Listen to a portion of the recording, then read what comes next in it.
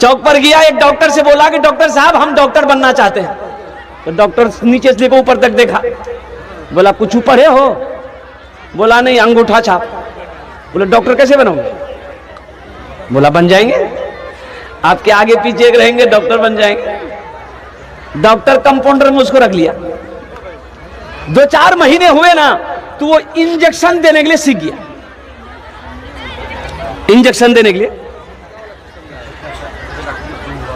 एक दिन गांव से, एक दूसरे गांव से एक आदमी आया डॉक्टर के पास। बोला डॉक्टर साहब चलिए, मेरी ऊंट जो है ना, ऊंट बीमार हो गया है, चारा पानी नहीं खाता है, थोड़ा चलिए। तो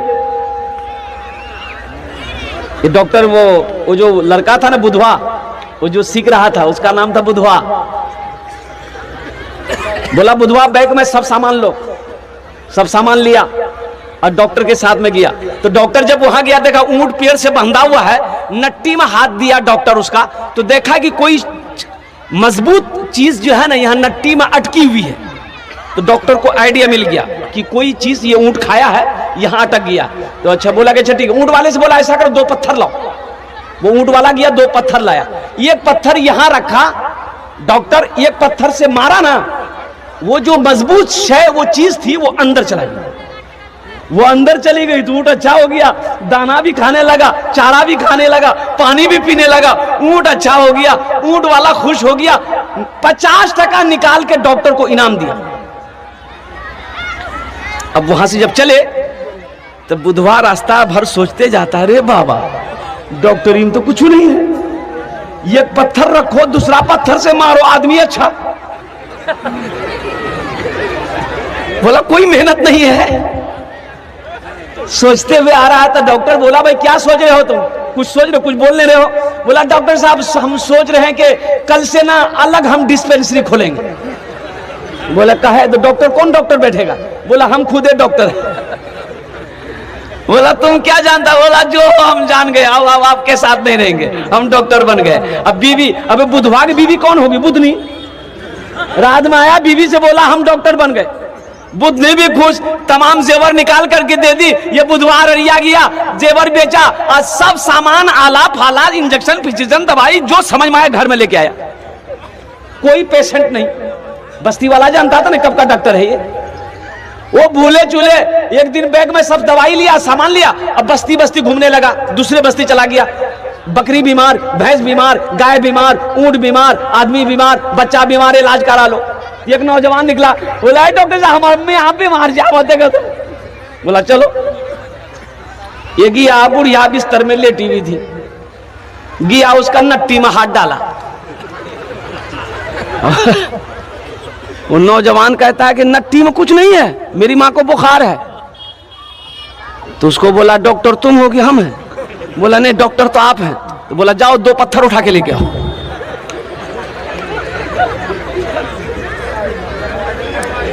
2 पत्थर उठा के लाओ। वो लड़का बोला कि पत्थर का क्या कीजिएगा, अब दवाई दीजिएगा कि पत्थर ढूंढ रहे हैं?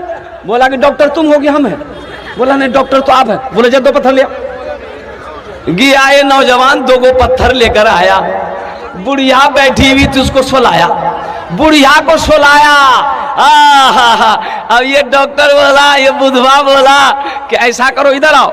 वो बुढ़िया का बेटा को बोला इधर आओ, बोला बोला बेटो। एक नट्टी में 1 पत्थर रखा।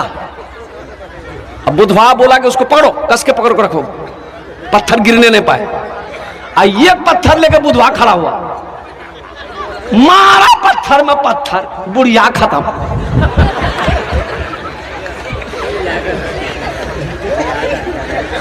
बुढ़िया खत्म हो गई। देखा अन्ना बाज बोला तो मेरी माँ मर गई। बोला मर गई? ये मेरा पहला केस है। एक आदमी का 4 बेटा। कितने बेटा था? 4 बेटा है, किसी को नहीं पढ़ाया, सिर्फ दौलत इकट्ठा किया, दौलत जमा किया। वो वक्त भी आ गया, मौत का वक्त सामने है, मौत सामने खड़ी है, ज़ारो कतार रोने लगा। 4 बेटे जमा हो गए, बीवी आ गई, रिश्तेदार लोग आ गए। तो बेटों ने कहा कि अब्बा आप क्यों रो रहे हैं? कहा कि बेटा हम दुनिया में रहकर कब्र की तैयारी नहीं कर सके, कब्र हशर के मैदान की तैयारी नहीं कर सके, जन्नत में जाने की तैयारी नहीं कर सके। बेटा मैं रो इसलिए रहा हूं कि जब मेरी मौत हो जाएगी मेरा अल्लाह पूछेगा मेरा बंदा दुनिया से आया है मेरे लिए क्या लाया है, तो मैं क्या जवाब दूंगा।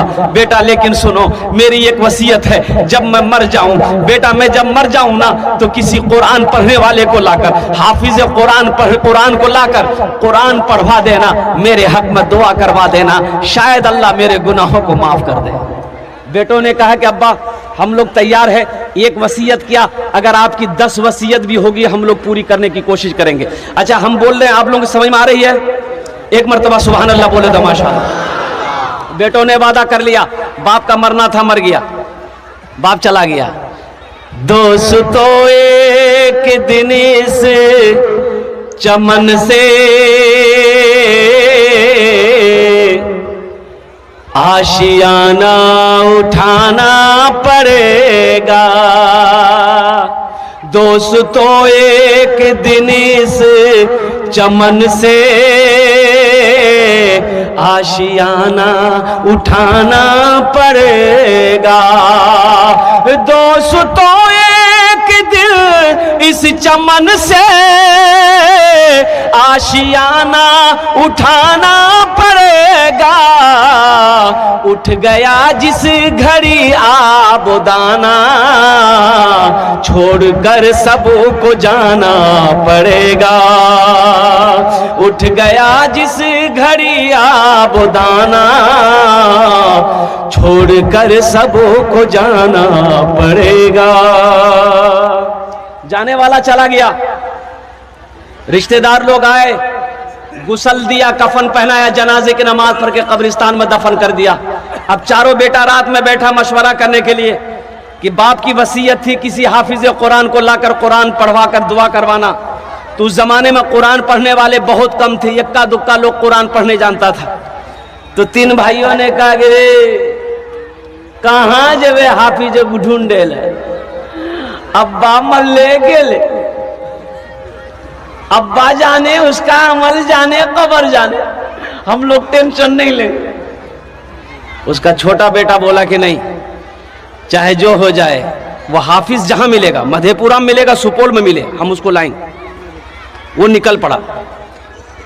एक बाबा से मुलाकात हो गई साहिल से।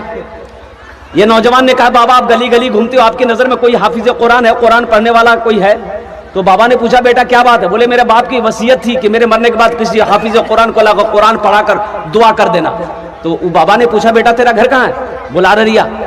तो बाबा ने कहा कि अररिया में कोई हाफिज कुरान नहीं मिला जो मधेपुरा आए हो?